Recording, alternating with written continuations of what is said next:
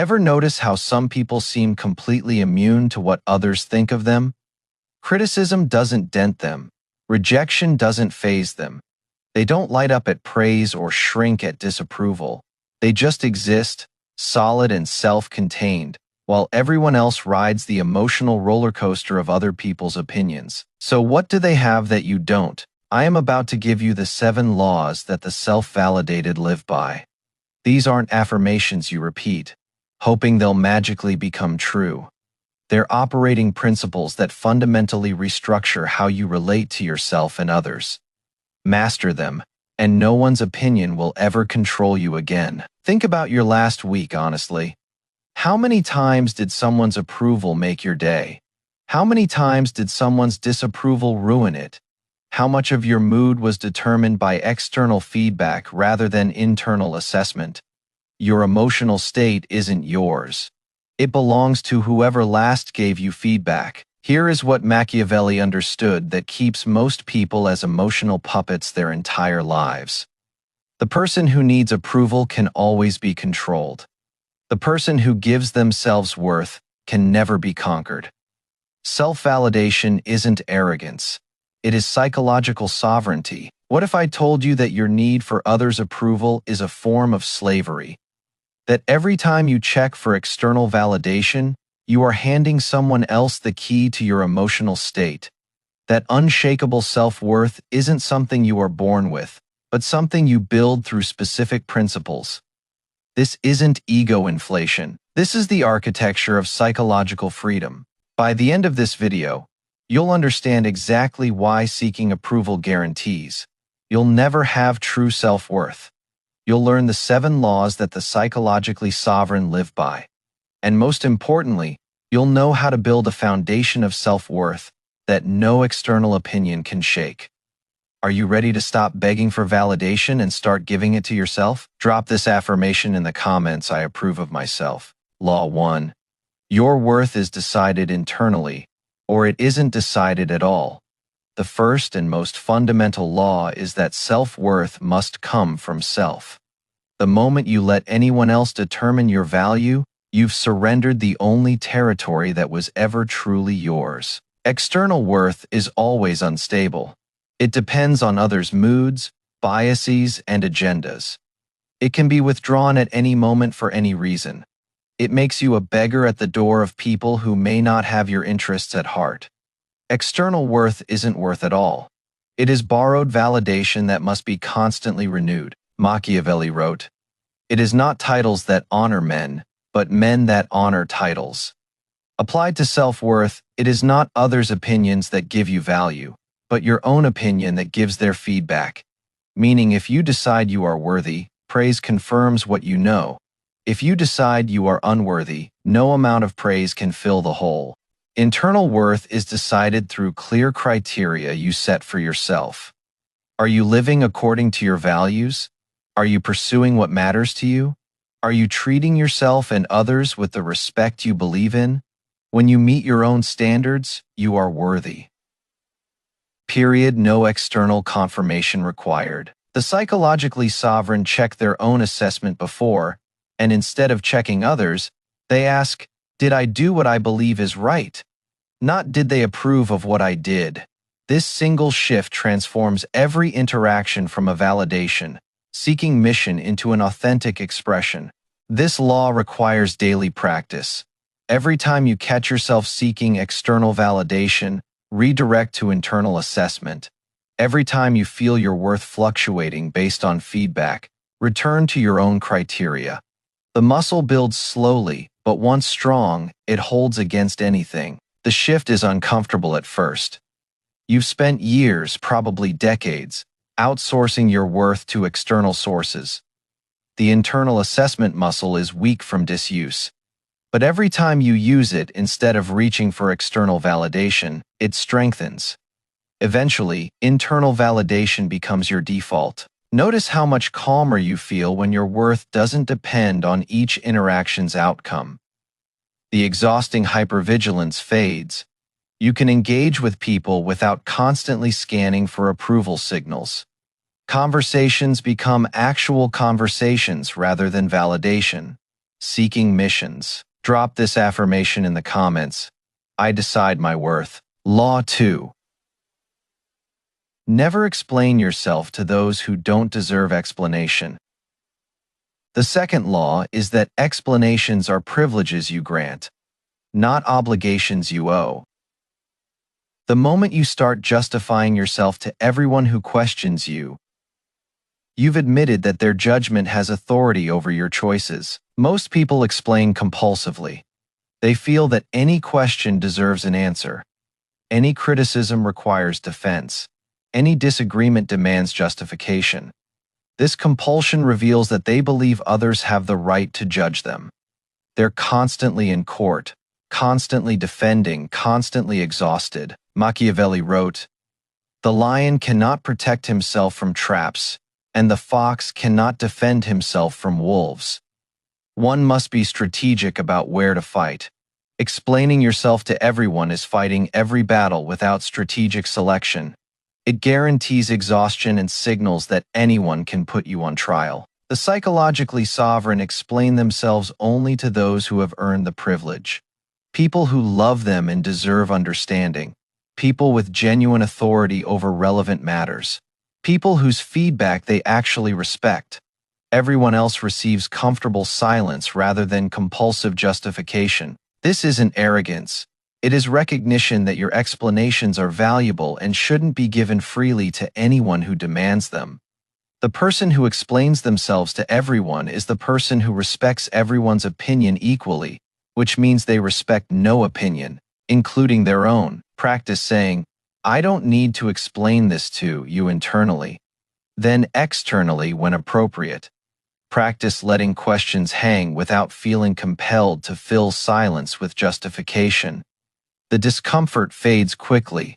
What remains is dignity. Notice who deserves your explanations and who doesn't. Someone genuinely trying to understand because they care deserves explanation.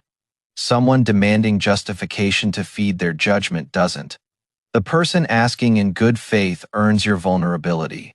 The person cross-examining you earns your silence. The energy saved from not explaining yourself to everyone is enormous. You can redirect it toward actual progress.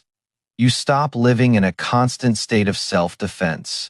Your interactions become cleaner because you are not always justifying your existence. Drop this affirmation in the comments. I explain myself to the worthy few. Law 3. Take nothing personally because nothing is personal. The third law is that other people's opinions, reactions, and behaviors are about them, not about you. When someone criticizes you, they're revealing their standards, not measuring your worth. When someone rejects you, they're expressing their preferences, not defining your value. This sounds like cope, but it is psychology. Every person filters reality through their own fears, wounds, desires, and biases. What they see when they look at you is more about their filter than about you. Two people can look at the same behavior and see completely different things based on their internal state. Machiavelli observed that the same action could be praised by some and condemned by others based entirely on the observer's situations and interests. If the same behavior produces opposite reactions, clearly the reactions aren't about the behavior. They're about the reactors. The psychologically sovereign receive all feedback as data about the giver. Praise tells them what the praiser values. Criticism tells them what the critic fears or dislikes. Neither tells them their actual worth. That assessment comes from within, informed but not determined by external input. This law is tested when criticism feels true, when it matches your own insecurities, when it lands with painful accuracy.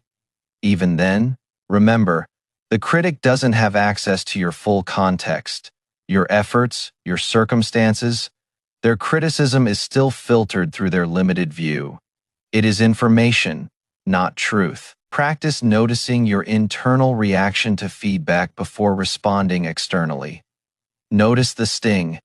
Notice the desire to defend. Then remember, this is their opinion filtered through their experience. It may contain useful data. It doesn't contain your worth. This law becomes easier with practice. At first, criticism will still sting, rejection will still hurt, but the duration of impact shortens. You bounce back faster because you know the criticism was never about your actual worth. It was about the critic's perception, which is their business, not yours. Eventually, you can receive even harsh feedback with curiosity rather than defensiveness. What does this tell me about what they value? What does this reveal about their fears? The feedback becomes genuinely interesting rather than threatening when you stop making it about you. Drop this affirmation in the comments. Others' opinions reflect them, not me. Law 4. Your standards exist whether others meet them or not. The fourth law is that your criteria for yourself and others are valid, regardless of whether anyone agrees with them. You don't need permission to have standards. You don't need consensus to maintain them. Your values are yours to hold. Most people let their standards drift toward social consensus. If everyone around them accepts mediocrity, they lower their standards to fit in. If no one else seems to value what they value, they start questioning their own criteria. Their standards are borrowed from the group rather than owned by the self. Machiavelli wrote, "Everyone sees what you appear to be. Few experience what you really are." Your standards are part of what you really are. Most people will never understand them because they see only your appearance. But your standards define your character regardless of whether anyone sees or validates them. The psychologically sovereign maintain standards even when it costs them socially. They'd rather be alone with their integrity than popular through compromise. They understand that standards exist to guide behavior, not to be adjusted for convenience or approval. This applies to standards for yourself and standards for how others treat you. If you believe you deserve respect, that belief stands regardless of whether others provide it. If someone treats you below your standards, the failure is theirs, not evidence that your standards are too high. Your standards are the architecture of your self-worth. Lower them, and your self-worth crumbles. Maintain them, and your self-worth stands firm. The choice is yours, and it is a choice you make every time pressure tempts you to compromise. The world will constantly pressure you to lower your standards. It is easier for others if you expect less. It is more comfortable if you don't hold them accountable. You'll be called unreasonable. Difficult too much. This is the price of standards. Pay it gladly. Your standards communicate your self-worth to yourself. When you lower standards to be accepted, you are telling yourself you are not worth high standards. When you maintain standards despite cost, you are telling yourself you are worth the discomfort of holding the line. Drop this affirmation in the comments. My standards are non-negotiable. Law 5. Compare yourself only to who you were yesterday. The fifth law is that the only valid comparison is between your current self and your past self. Comparing yourself to others is a rigged game you'll always lose, because you are comparing your full internal experience to their curated external presentation. Comparison to others is a trap for several reasons. You never have full information about their situation. You are comparing your behind the scenes to their highlight reel. Their path isn't your path, so comparing progress makes no sense. The comparison serves nothing except triggering inadequacy. Machiavelli rose from minor bureaucrat to political theorist for the ages, but his path wasn't comparable to anyone else's. His exile, which looked like failure compared to successful politicians, became the crucible for his greatest work. Comparison to others would have been meaningless. The psychologically sovereign ask, am I better than I was? Am I growing? Am I moving toward what I value? These questions have answers. Am I better than them? Has no meaningful answer because better depends on criteria that differ for every person and path. This law protects your self-worth from the infinite reasons you could feel inferior. There will always be someone smarter, richer, more successful, more attractive, more whatever. If your worth depends on being above others, You'll always find someone who makes you feel worthless. But if your worth depends on growing from who you were, you control the criteria. You decide what growth means. You assess your own progress. Others become irrelevant to your self-assessment, which means they become unable to damage your self-worth through their success. Track your growth in domains that matter to you. Skills developed, knowledge gained, character improved, relationships deepened. These metrics are yours to define and yours to measure. No one else can tell you what growth means for your specific life and values. When you are tempted to compare to others, redirect immediately to past self-comparison. Ask, am I better than I was 6 months ago? A year ago? This question has an answer that contributes to your self-worth rather than detracting from it. Drop this affirmation in the comments. I compare only to my past self. Law 6. Treat yourself as someone worth respecting. The sixth law is that your behavior toward yourself teaches others how to treat you, and, more importantly, teaches you how to value yourself. If you treat yourself with contempt, you are both demonstrating and reinforcing that you deserve contempt. Most people treat themselves worse than they'd treat a stranger. The self-talk is brutal. The self-care is neglected. The self-promises are broken constantly. They tolerate from themselves what they would never tolerate from others. Then they wonder why they don't feel worthy. Machiavelli wrote, "Men judge generally more by the eye than by the hand." You judge yourself by how you treat yourself. If you see yourself making worthy choices, keeping self-commitments, maintaining self-respect, you judge yourself as worthy. If you see yourself in constant self-betrayal, you judge accordingly. The psychologically sovereign are rigorous about self-treatment. They keep promises to themselves. They refuse to speak to themselves with cruelty they wouldn't direct at a friend. They make choices that honor their values and health. Each self-honoring action builds the evidence that they're worth honoring. This law has immediate practical applications. How do you talk to yourself when you make mistakes? How reliably do you keep commitments you make to yourself? How often do you prioritize your genuine needs? Every answer either builds or erodes your self-worth from the inside. Start by keeping one small promise to yourself daily. Then build. Start by catching cruel self-talk and replacing it with what you'd say to a friend. The external change follows internal change. When you treat yourself as worthy, the feeling of worthiness follows. The relationship between self-treatment and self-worth is circular. Treat yourself well, and you believe you deserve good treatment. Believe you deserve good treatment, and you treat yourself well. You can enter this positive cycle from either direction, but starting with behavior is often easier than starting with belief. Watch how others start treating you differently when you treat yourself with honor. They take cues from your self-treatment.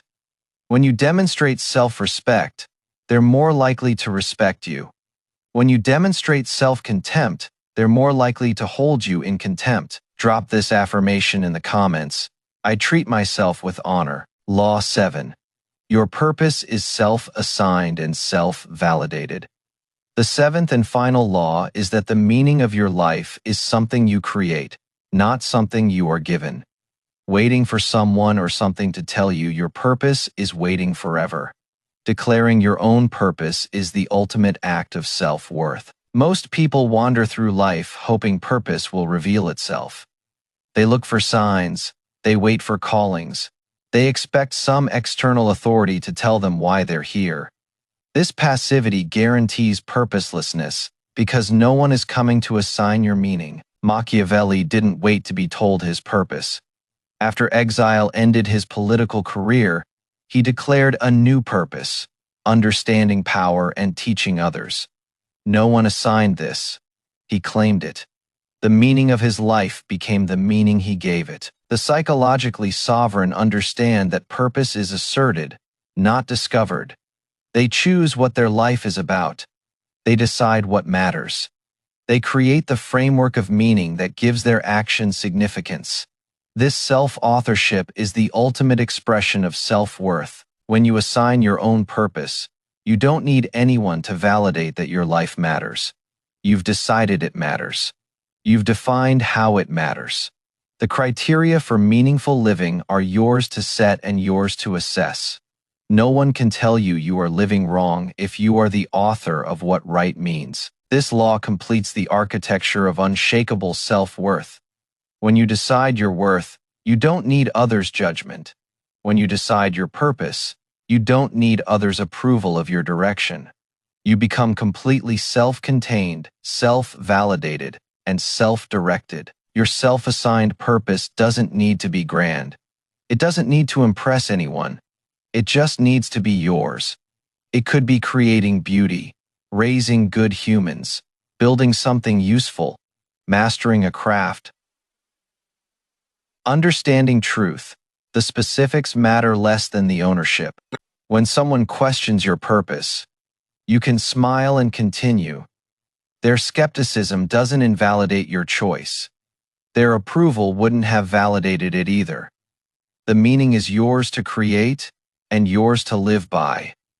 External commentary is irrelevant noise. Drop this affirmation in the comments. I create my own meaning. So, what happens when you live by all 7 laws? When your worth is internally decided, when you explain yourself only to the worthy, when you take nothing personally, when your standards stand firm, when you compare only to your past self, when you treat yourself with honor, when you assign your own purpose, you become unshakable. Not because you stop feeling, not because you become arrogant, but because your sense of worth no longer depends on things you can't control. Others' opinions become interesting data rather than emotional verdicts. Rejection becomes their choice rather than your failure. Your relationships improve dramatically. Without needing validation from others, you can be genuinely present with them. Without needing their approval, you can be honestly yourself. Without using them as self-worth sources, you can actually appreciate them as people. Your decisions improve because they're no longer contaminated by approval. Seeking, you can do what is right rather than what is popular. You can take necessary risks without paralyzing fear of judgment. You can be authentically yourself rather than strategically likable. Machiavelli wrote, "The wise man does at once what the fool does finally." The wise person builds self-worth internally before external validation fails them. The fool learns only when rejection forces them to find a better foundation. Be wise, build now. If you've made it through all 7 laws, you are not like most people. Most people will continue outsourcing their worth to whoever happens to give or withhold approval. Most people will remain emotional slaves to external validation. Most people will never know the freedom of self-generated worth. But you are still here, which means something in you is ready to stop begging and start owning. Something in you knows that your worth was never anyone else's to determine. Something in you is ready to build the unshakable foundation these laws provide. Remember, the 7 laws' worth is decided internally. Explanations go to the worthy few. Nothing is personal. Standards stand firm. Compare only to your past. Treat yourself with honor. Purpose is self-assigned. These laws work together as a complete system of psychological sovereignty. Each reinforces the others. Together, they create a foundation of self-worth that no external opinion can shake. Not because you are better than others, but because your worth doesn't depend on being better than others. It depends only on your own assessment meeting your own criteria. If this video showed you how to stop seeking approval and start generating your own worth, smash that like button. If you know someone still trapped in the prison of external validation who needs these laws, share it with them. And if you want more content that builds psychological sovereignty from the inside out, subscribe to this channel and hit the notification bell. The transformation from approval seeker to self-validator starts with a single decision. You've just learned the laws. Now it is time to live them. Drop this final affirmation in the comments. My worth is mine alone. Remember, in a world full of people begging for approval, The person who validates themselves holds all the power. Be that person, claim your worth. And watch how everything in your life transforms when you finally stop asking permission to value yourself.